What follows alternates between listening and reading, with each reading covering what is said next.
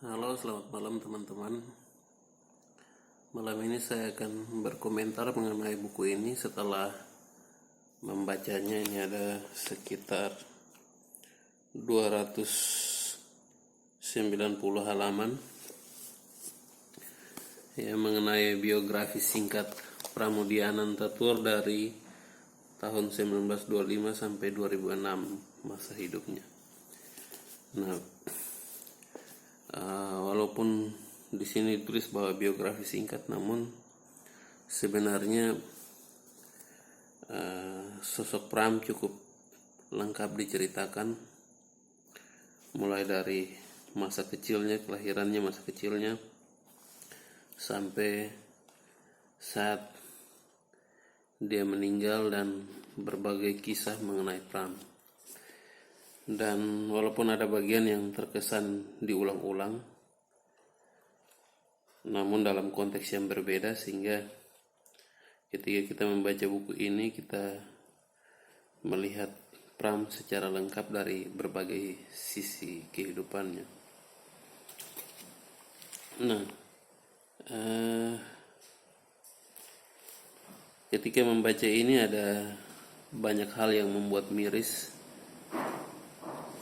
terutama mengenai perlakuan tidak manusiawi yang diterima oleh Pramoedya. Namun juga ada hal-hal lucu di mana Pramoedya melontarkan anekdot-anekdot di dalam kisah hidupnya. Salah satu anekdot yang ada di sini yaitu ketika Pramoedya bercerita bahwa waktu SD dia pernah bertanya pada guru, apa sebab air laut asin?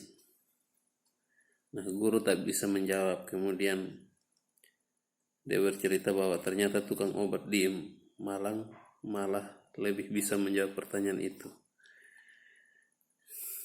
Jawaban tukang obat itu yaitu karena beribu-ribu tahun lamanya ikan-ikan berkeringat sehingga air laut asin. Jadi walaupun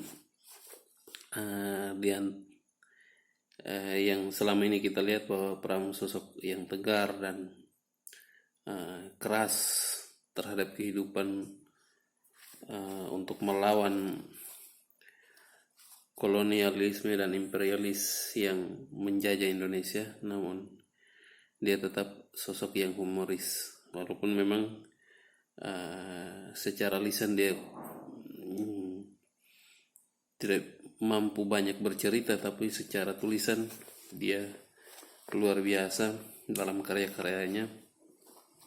Meskipun ada beberapa karya yang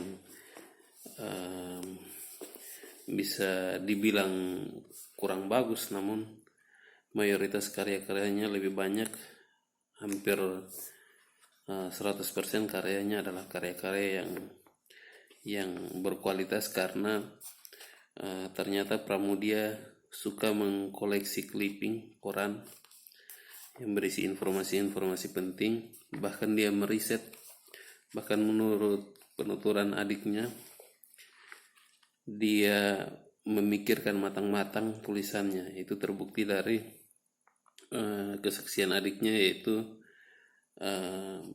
Pramoedya sering mondar-mandir di dalam kamarnya, mengisap rokok dan memikirkan tentang tulisan-tulisannya.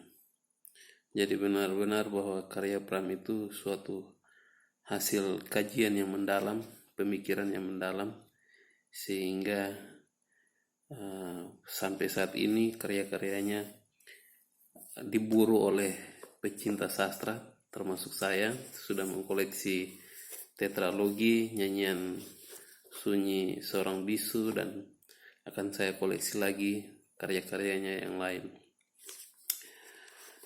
Itu saja komentar saya untuk buku ini. Sekian dan terima kasih. Selamat malam.